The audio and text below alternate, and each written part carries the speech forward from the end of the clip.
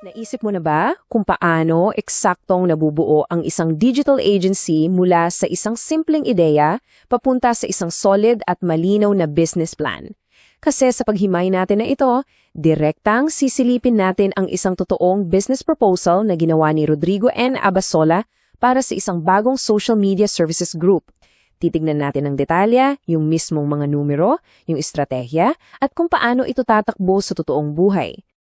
So, ano nga ba ang nakakabilib dito? Yung ideya na ililipat tayo nito mula sa pagiging simpleng taga-scroll at taga-like lang patungo sa pagiging aktibong arkitekto ng isang napakagandang business model.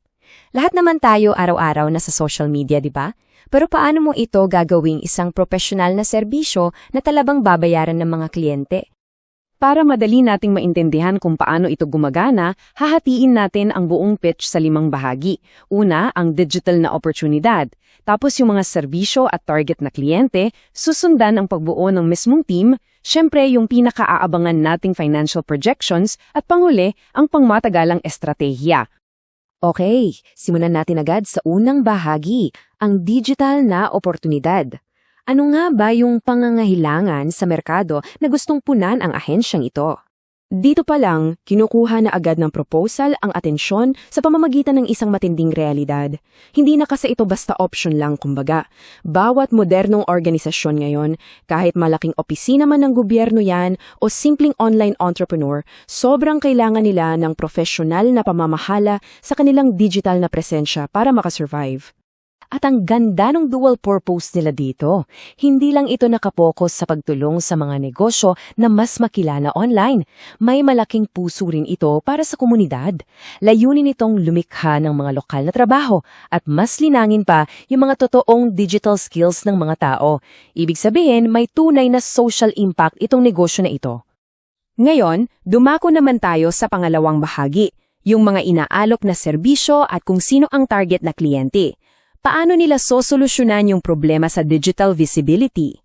Imbes na mag-alok lang ng simpleng tag-post araw-araw sa Facebook o Instagram, naglatag sila ng isang komprehensibong listahan ng mga serbisyo. Napakalawak nito, mula sa malikhaing video editing at pag-generate ng AI content hanggang sa mas technical na trabaho gaya ng inbox management. Pero ang pinaka-interesting dito, kasama pa ang cybersecurity monitoring at phishing awareness. Kumbaga, one-stop shop para sa kahit anong digital na pangangailangan ng kliyente. Dahil nga sa dami ng serbisyong iniaalok nila, kayang-kaya nilang i-target ang isang napakalaking market. Pwede nilang makuha lahat mula sa maliliit na negosyo, mga paaralan, opisina ng gobyerno, hanggang sa mga sumisikat na vloggers at mga bagong startup companies. Ibig sabihin lang yan, malabong maubusan sila ng potensyal na kliyente. Siyempre, ang susunod nating tatanungin sa ikatlong bahagi na ito, pagbuo ng agency team. Sino ba talaga ang mag-e-execute ng lahat ng nakakalulong digital services na ito? Matalinong itinapat ng proposal yung mga inaalok nilang serbisyo sa isang espesyalisadong estruktura na may 6 na miyembro. Bawat pangangailangan ng kliyente, project supervision man yan, video production o security monitoring, may nakatutok na eksperto sa likod ng screen. Walang overlapping, walang kalituhan, bawat isa may malinaw na papel. Okay, pumunta na tayo sa paborito ng lahat at pinaka-critical na bahagi, ang ika-4 na seksyon, ang financial projections. Pera-pera na tayo. Kung titingnan natin yung kagamitan, makikita mo agad na yung hardware, 5 computer units at 3 kamera ang uubo sa malaking porsyento ng initial na puhunan para mapatakbo ito. Siyempre, kailangan mo ng maaasahang kagamitan kung gusto mong magbigay ng top-notch na digital service, di ba? So, eto yung pinaka-crucial na numero. Ang inisyal na puhunan. Tinatansyahan ni Rodrigo na kakailanganin ng kabuuang 218,000 piso para tuluyang ma-set up at makumpleto ang gamit ng 6 na miyembro ng ahensya. Para sa isang negosyo na may ganitong kalaking potensyal, napaka-manageable ng puhunan na ito. Ngayon, para mabawi yung puhunan, ito yung gagamitin nilang flexible pricing tier.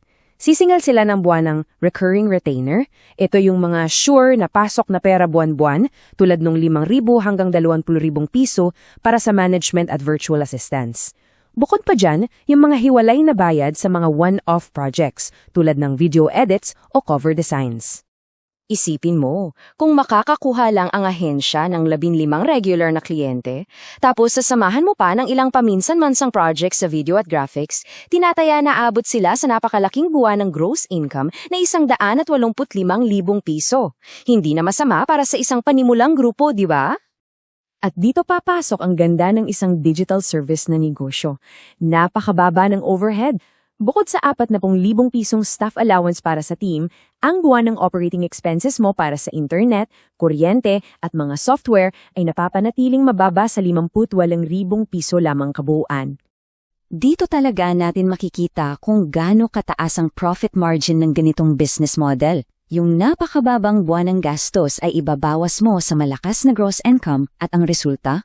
Isang napakalaking tinatayang net profit na 127,000 piso kada buwan. Sobrang bilis na magiging return of investment nito mula sa orihinal na puhunan. Ngayon na alam na nating kumikita ito, pumunta tayo sa huling bahagi. Isang pangmatagalang estratehiya. Paano magsusurvive at patuloy na lalaki ang ahensyang ito sa napaka-competitive na digital landscape? Simple lang, ipapractice nila yung mismo mga serbisyong inialok nila. Gagamitin nila ang TikTok at Instagram para i-market ang sarili nila. Magfo-focus din sila sa pagbuo ng online portfolio, magbibigay ng mga referral programs, at higit sa lahat, direktang makikipag-collaborate sa mga lokal na negosyo. Maingat ding naglatag ang proposal ng mga hakbang para siguruhing tatagal ito. Dahil napakabilis magbago ng teknolohiya, nakaplano na dapat tuloy-tuloy ang training ng kupunan, ang pag-upgrade ng kagamitan at ang patuloy na pag-expand para mas maraming makabagong serbisyo ang may alok nila sa mga kliyente. Sa huli, pinapatunayan ng pitch na ito ni Rodrigo na ang negosyong itinatayo nila ay hindi lang para kumita ng pera. Isa itong tunay na pakinabang para sa komunidad. Nagpapataas ito ng digital literacy ng mga negosyante habang lumilikha ng mga napapanatili at mapagkakakitaang trabaho para sa mga lokal na talento. Nakita na natin ang kumpletong blueprint. Nakita natin ang matibay na estruktura ng koponan, ang malawak na listahan ng mga serbisyo, at higit sa lahat, ang mabilis na landas papunta sa 127,000 pesong net income buwan-buwan. Kaya ang iiwang kong tanong sa inyo ngayon, kung ikaw ang may 218,000 pesong puhunan, sinong mga lokal na negosyo sa paligid mo ang lalapitan mo para sa eksaktong pitch na ito?